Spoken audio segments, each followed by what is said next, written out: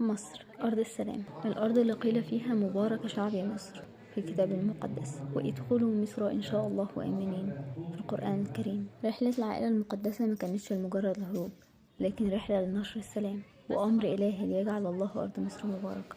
أنا ميار طلعت صانعة سلام، بمشي على نفس الخطى اللي مشيتها العائلة المقدسة، وبوثق قصة بتروى من جديد. برنامج مسار إحياء العائلة المقدسة من مبادرة كن صانع سلام مع وزارة الشباب والرياضة المصرية برعاية الأزهر الشريف والكنيسة القبطية الأرثوذكسية.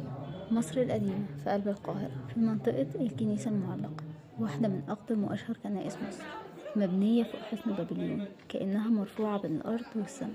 المكان فيه سكون خاص بيحسسك بقرب مختلف، وهي من المحطات المرتبطة برحلة العائلة المقدسة، فتحمل معنى الحماية والبركة. وبالقرب منها كنيسة أبي سرجل، واحدة من أعمق محطات المسار، اللي موجود فيها المغارة اللي يقال إن العائلة المقدسة أقامت فيها.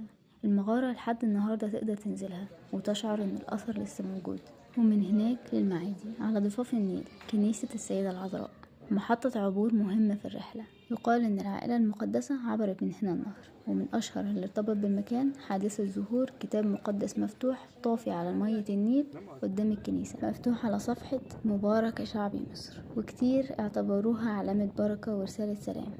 في الأماكن دي الموضوع مش مجرد تاريخ، لكن إحساس حي بالنور بيقرب القلوب من معنى الطمأنينة والمحبة والسلام. مصر ما كانتش مجرد محطة عابرة، لكن كانت وعد أمان. ودي ما كانتش مجرد رحلة، لكن رسالة سلام من قلب مصر للعالم كله.